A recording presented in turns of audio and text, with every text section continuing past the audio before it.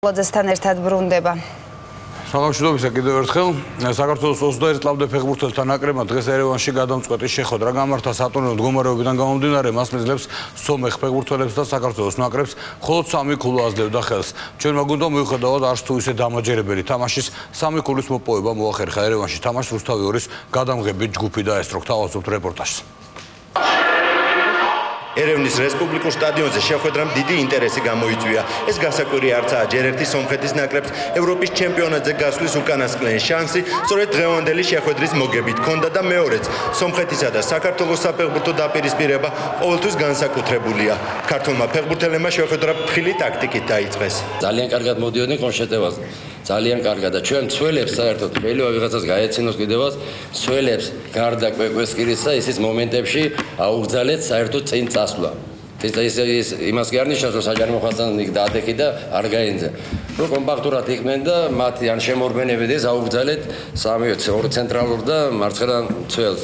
36 წუთზე მათე ვაწაძე შეიჭრა სომხეთის ნაკრების საჯარიმოში. თავდასხმელი სომხეთის ნაკრების მეკარემ ედვარდ ხოვანესიანმა წააქცია. ჯანო ანანიძემ 11 მეტრიანი ზუსტად დაარტყა. მეორე ტაიმის დასაწყისში საქართველოს ნაკრებმა სამაგალითო კონჩეტევა განახორციელა. ჯანო ანანიძემ საჯარიმოში მათე ვაწაძე მონახა. ამ უკანასკნელმა ვარდნაში თაური დარტყმით ანგარიში 2-მდე გაზარდა.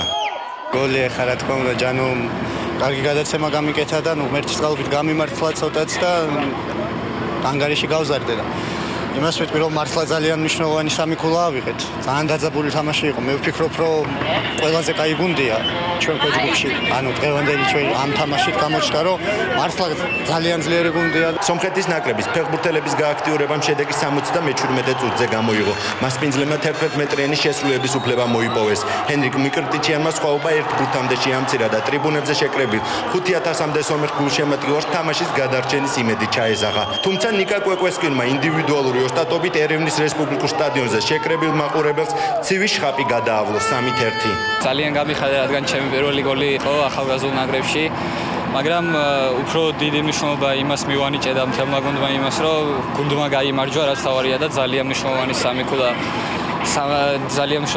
ქულა ჩავიწერეთ აქტივში და დიდი მადლობა მინდა მოუხადო ბიჭებს, მთელ გუნდს საერთოდ. სომხეთის ნაკრების ფეხბურთელებმა მხოლოდ ანგარიშის შემცირება მოახერხეს. 3-2 ასეთი ანგარიშით გაიმარჯვა საქართველოს ნაკრებმა. ძალიან დაძაბულ და პრინციპულ შეხვედრაში ქართველებმა სომხეთის ნაკრებს მოუგეს და ევროპის ჩემპიონატისკენ სვლას აგრძელებენ.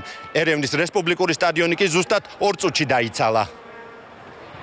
საქართველოს ნაკრებმა მეორე ჯგუფში მესამე ადგილზე გადაინაცვლა და ახლა ოთარ გაბელიას გუნდი 4 სექტემბერს თურქეთში ადგილობრივ ნაკრებს, ხოლო 7 სექტემბერს თბილისში სომხეთის გუნდში შეხვდება. ის შემდეგაც გახდება ცნობილი ითამაშებს თუ არა საქართველოს ახალგაზრდული ნაკრები 2011 წლის ევროპის ჩემპიონატზე.